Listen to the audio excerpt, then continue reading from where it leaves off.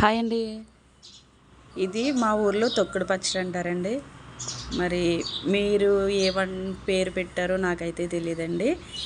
ఈ పునాస మామిడికాయలండి. నేనైతే ప్రొద్దుట పచ్చడి చేశానండి.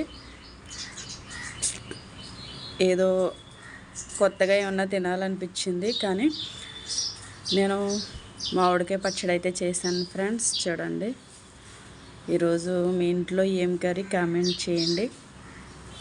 దీన్ని తొక్కుడు పచ్చడి అంటారండి. మా ఏరియాకి వచ్చి ముందుగా ఎండుమిరపకాయలు అవి వేపేసుకుని మిక్సీ పట్టేసి తర్వాత పోపులు గట్ట వేసి కరివేపాకు వేసి తాలింపు పెట్టానండి. కరివేపాకు అదిగొండ వేసాను. కొంచెం నూనె ఎక్కువ పోసుకోవాలండి. ఎక్కువ పోసుకుంటే మనకి కొన్ని రోజులు, అంటే ఒక 4 రోజులు ఉంటుంది. ఒక రోజు ఉండేది 4 రోజులు ఉంటుందండి. చూడండి, మిరగాయలు కూడా వేసేస్తున్నాను. ఎండుమిరపకాయలు చూసుకోవాలండి. వర్షం గురించి లోపల బూజొచ్చినట్టు అయిపోతాయి మిరగాయలు, చూసుకొని వేసుకోండి ఎవరైనా సరే. గాలి ఆడినప్పుడు బూజొచ్చేసినట్టు అయిపోతాయండి మిరగాయలు. మనం అప్పుడప్పుడు తీసుకుని ఎండలో పెట్టుకుంటుంటే బాగుంటుందండి. మిక్సీ పట్టేసి ఉంచాను కదండి, ఇదైతే నేను పోపులు వేసేస్తున్నానండి. చూడండి, చూస్తుంటేనే నోరు ఊరిపోతుంది. చాలా బాగుందండి. మొత్తం ఇదంతా వేసేసి ఒకసారి తిప్పేస్తానండి.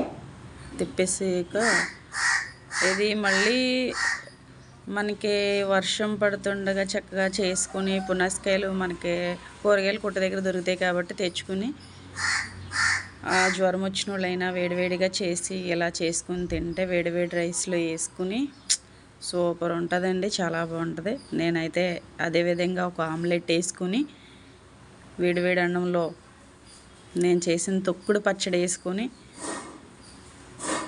తింటున్నానండి. మాటలు లేవండి, వేరే లెవెల్. సూపర్ ఉందండి. టేస్ట్ అయితే చాలా బాగుందండి. అన్నీ పర్ఫెక్ట్గా సరిపోయినాయి. ఉప్పు కానీ కారం కానీ అన్నీ పర్ఫెక్ట్గా సరిపోయినాయండి. చాలా చాలా బాగుందండి. మీరు కూడా ఇంట్లో తినాలనిపించినప్పుడు మార్కెట్ నుంచి తెప్పించుకుని ఇలా చేయండి. చాలా బాగుందండి ఫ్రెండ్స్.